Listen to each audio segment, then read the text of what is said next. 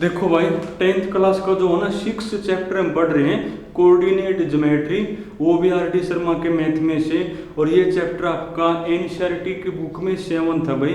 और last time जो है ना एक्सरसाइज 6.5 में थे, और उसमें हमने क्या चीज़ पढ़ी है भाई, अगर आपके पास किसी ट्रायंगल के वर्टिसेस हो तो आप एरिया कैसे निकालोगे, एक तो हमने ये चीज़ पढ़ ली।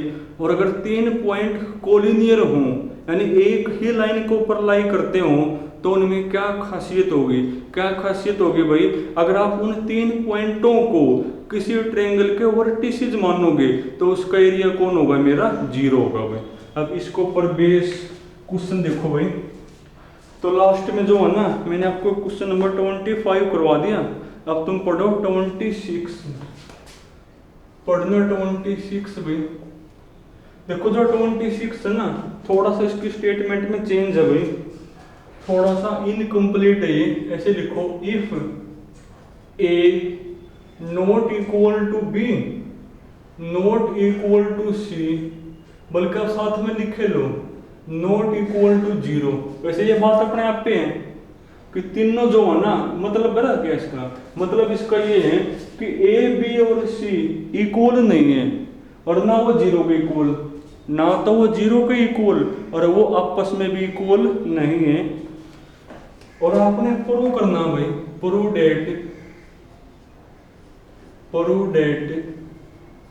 क्या प्रूव करके दिखाना है, the points, prove that the points कौन कौन से भाई, a comma a square, a comma a square, उसके बाद b comma b square, b comma b square, और एक आपका पॉइंट है भाई c comma c square, c comma c square, can never be collinear भाई, कैन नेवर बी कोलिनियर भाई। आपने प्रूव करके दिखाना भाई कि जो आपके सामने 3 पॉइंट है ना, ये कैसे नहीं है कोलिनियर, ये पॉइंट आपके कोलिनियर नहीं है। तो आप कैसे प्रूव करोगे, आप इन 3 पॉइंटों को किसी ट्रायंगल के वर्टिसेस मान लोगे और फिर उसका एरिया निकाल लोगे। अगर वो एरिया इक्वल टू 0 आ जाए तो होंगे, अगर इक्वल टू 0 नहीं आया तो फिर कोलिनियर नहीं होंगे। तो मानो फिर इनको भाई, तो सॉल्यूशन सबसे पहले इनको नाम दोगे, ए बी और सी मानो। लेट ए कौन है मेरा भाई, ए कोमा ए स्क्वायर, एक को नाम दो बी मैंने मान लिया, बी कोमा बी स्क्वायर, एक को नाम दो सी, एंड सी मैंने मान लिया भाई c comma c square, be the given points, be the given points. अब हमने शो करके दिखाना है कि जो ए बी और सी है ना, वो मेरे कोलिनियर नहीं है। तो कैसे शो करूंगा, मैं area of triangle A B C निकालूंगा, अगर वो इक्वल टू 0 नहीं आया तो अपने आप ही कैसे हो जाएंगे, नॉट कोलिनियर। तो निकालो फिर भाई, तो now area of triangle A B C, क्या फॉर्मूला भाई, फॉर्मूला है मोड, ऊपर लिखोगे एक्स कंपोनेंट लिखो सबके, ए, उसके बाद बी, सी, दोबारा फिर ए, नीचे लिखोगे सबके वाई कंपोनेंट लिखो, ए स्क्वायर, उसके बाद बी स्क्वायर, फिर सी स्क्वायर, और दोबारा से फिर कौन, ए स्क्वायर। अब करो सोल्व इसको, तो ये आपका बनेगा मोड।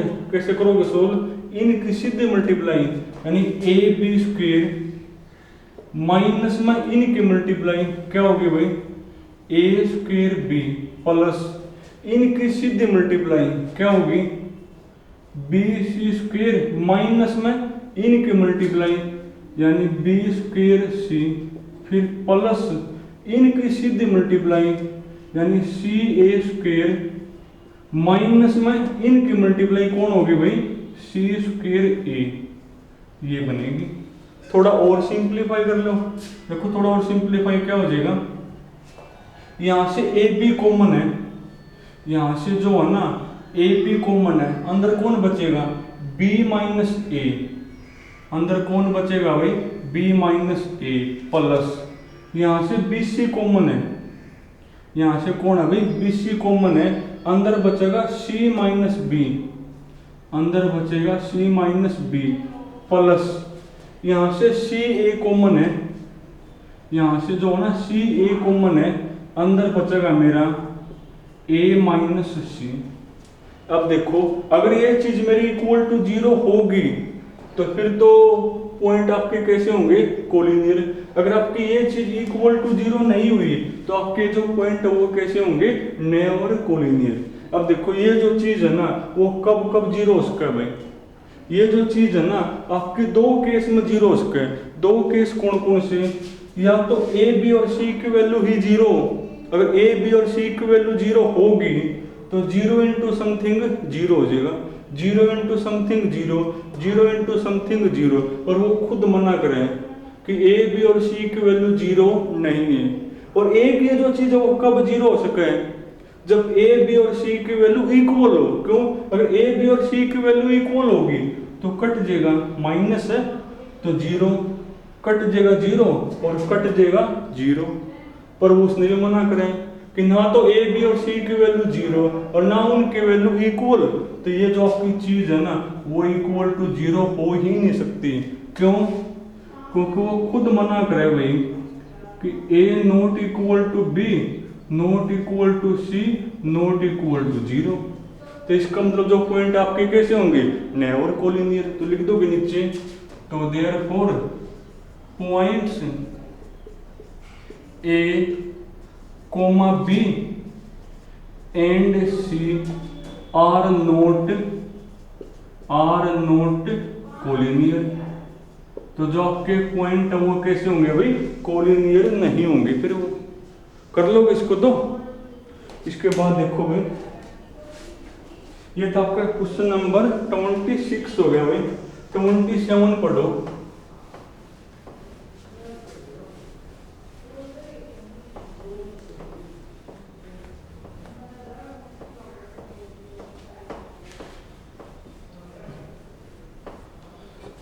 पढ़ना 27 एक बार भी। 27 में क्या लिखा हुआ है, 27 में कहो भाई 4 पॉइंट, क्वेश्चन नंबर 27 इसमें लिखा हुआ है 4 पॉइंट्स ए है मेरा भाई 6,3, उसके बाद बी है मेरा भाई माइनस का 3,5, उसके बाद सी है मेरा 4, माइनस का 2, उसके बाद एक डी है मेरा भाई एंड डी है मेरा x, 3x are given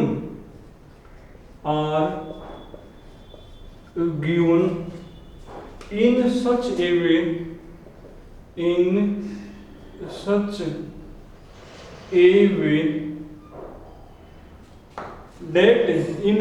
way that area of triangle DBC, area of triangle DBC divide में कौन भाई area of triangle ABC, area of triangle ABC equal to कौन है मेरा भाई 1/2 है। और ये x की वैल्यू बतानी है आपने भाई। तो आप गिवन का सहारा लोगे। अब गिवन क्या है, ये 4 पॉइंट हैं। पहले आप एरिया निकालो ट्रायंगल DBC, फिर आप एरिया निकालो ट्रायंगल ABC, उनको आपस में करो डिवाइड, वो 1/2 के इक्वल है।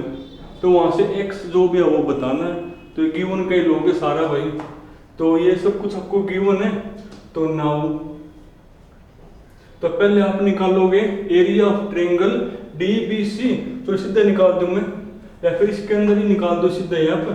तो विच इंप्लाइज क्या बनेगा भाई, area of triangle D B C. कैसे निकालोगे, डी बी और सी, ऊपर लिखोगे एक्स कंपोनेंट, एक्स माइनस का 3, एक्स माइनस का 3, उसके बाद भाई 4 इसका और दोबारा से फिर एक्स, नीचे लिखोगे वही कंपोनेंट 3x, फिर इसका 5 माइनस का 2 और फिर कोण 3x डिवाइड, हाँ 1/2 हो रहा है भाई, 1/2 और डिवाइड में area of triangle A B C निकालो, ए बी सी का, ए बी और सी क्या होगा 1/2 मोड भाई 6 माइनस का 3 4 दोबारा से फिर 6, नीचे लिखोगे वही कंपोनेंट 3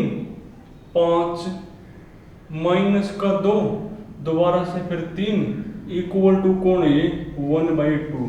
देखो 1/2 तो 1/2 कैंसिल हो गए, करो ऊपर वाला सोल्व, इनकी सीधे मल्टीप्लाई यानी 5x माइनस में इनकी मल्टीप्लाई और एक माइनस है फॉर्मूले वाले तो प्लस, यानी प्लस का 9x, फिर प्लस इनकी सीधी मल्टीप्लाई माइनस माइनस प्लस यानी 3 दूनी 6, माइनस में इनकी भाई 20 बनेगी, फिर प्लस इनकी सीधी मल्टीप्लाई यानी 12x, माइनस में इनकी और एक माइनस ये तो प्लस यानी प्लस के 2x, डिवाइड में भाई क्रॉस को भी सोल्व, तो इनकी सीधी मल्टीप्लाई यानी 30 माइनस में इनकी और एक माइनस फॉर्मूले वाले तो प्लस, तो 3 3 9, फिर प्लस इनकी सीधी मल्टीप्लाई माइनस माइनस प्लस 3 दूनी 6 और 5 का माइनस में फिर इनकी मल्टीप्लाई माइनस का 20 प्लस इनकी सीधी 12 माइनस में इनकी और एक माइनस ये तो प्लस यानी प्लस में 12 इक्वल टू कोण 1/2। अब इनको इकट्ठे करो भाई, तो ये मेरा बनेगा 12 और 2 14 और 5 19 और 9 28 x और 6 माइनस में 12 6 माइनस में 20 माइनस के 14 और नीचे भाई 30 30 में तो 20 गया 10 और 6 16 और 9 25 सही होगा, 30 में 20 का 10 अच्छा 16 9 25 और 25 और 24 49 और 49 का मोड 49, क्योंकि मोड में अगर प्लस का नंबर तो बाहर आगे प्लस कह रहा होगा 49 इक्वल टू कोण 1/2। अब क्रॉस मल्टीप्लाई को या ये कर दो 49 आपका यहाँ पर पहुंच जाएगा यानी 28x माइनस के 14 है ना इक्वल टू कोण 49/2। अब मोड में वेरिएबल और मोड को जब हटाओगे तो यहाँ लिखोगे प्लस माइनस यानी 28x माइनस का 14 प्लस माइनस 49/2। और अब 2 हिस्से करोगे, करो 2 हिस्से भाई, तो 2 हिस्से मेरे कौन कौन होंगे, एक तो प्लस के एक माइनस के लिए यानी 28x माइनस के 14 49/2 और एक माइनस के लिए 28x माइनस के 14 और एक माइनस के 49/2। अब आगे तुम कर लो सोल्व, इस 14 को ले जाओगे उस साइड, फिर x निकाल लेना और एक x तुमने फिर यहां से निकाल लेना, तो तुमने पूरा करना है। तो कोई ट्रायंगल थी DBC और ABC, उनका एरिया की रेशो 1/2 है, हमने अपने वाला निकाल लिया, लिख दिया 1/2 के इक्वल।